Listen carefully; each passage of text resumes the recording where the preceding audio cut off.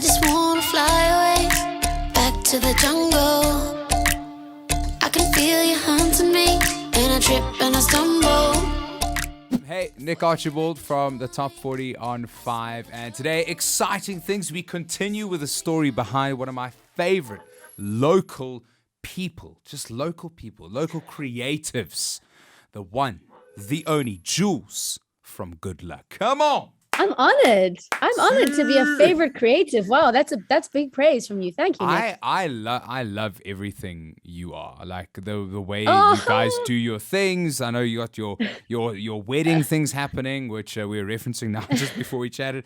And then obviously the music. Naturally, I'm a muso. So no, thanks so much for joining me on the show. Thank you very much for having me. Very, very excited to be here. Let's catch up. Tell me, how are you?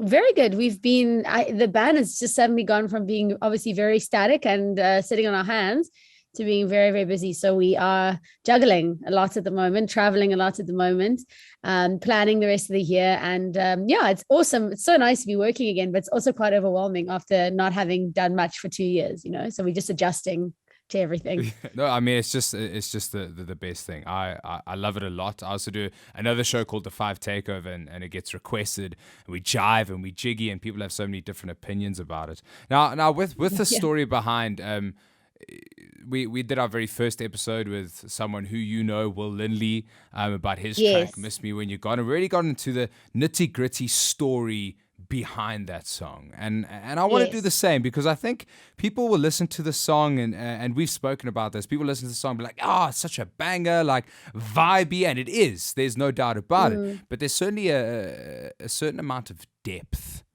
that holds behind Bird of Paradise. So give me that story behind Bird of Paradise.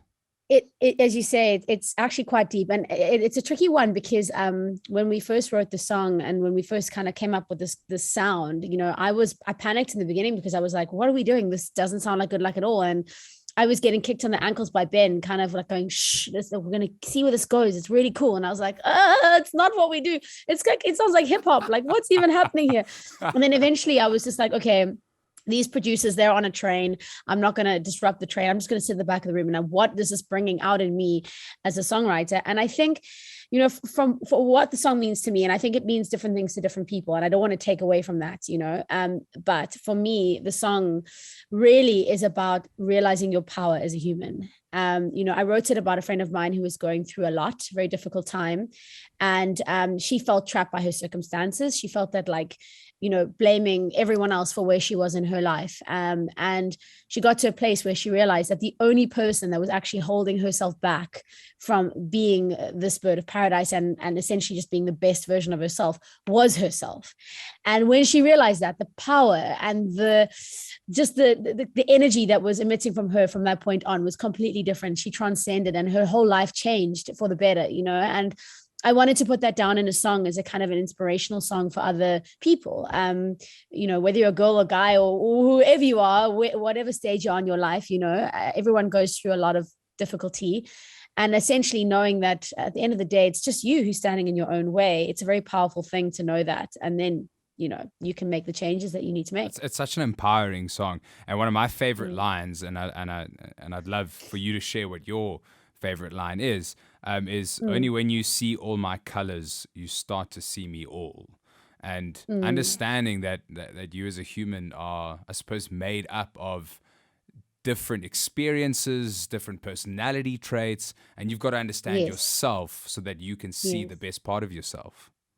Yes, no, that's beautiful. And I'm so happy that you picked up on that line. You obviously listened the whole way through, because that's near the end. Yes. But always. That's cool. You don't have the TikTok 15-second attention span. You can listen the whole way. That's cool. Exactly. And I think that's probably my favorite line in the song too, because it gets to a point where it's like that self-actualization, that self-realization, that I am complex. I have these different layers. I'm not a perfect person by any stretch of the imagination, but at the end of the day, I'm in control of what I put out to the world. And when I do that, and when I put out all of the various merits, and I'm accepting of myself, flaws and all, and that the world can see who I truly am. That's where the magic happens. That's where the power start to connect with, you know, with people. And so, yeah, I think that is super powerful. And then obviously it goes into that whole visual imagery of becoming a bird of paradise, which is so colorful and just so magical, and like flying off to where you need to go and where you need to be in life. And for everyone, that's different, by the way.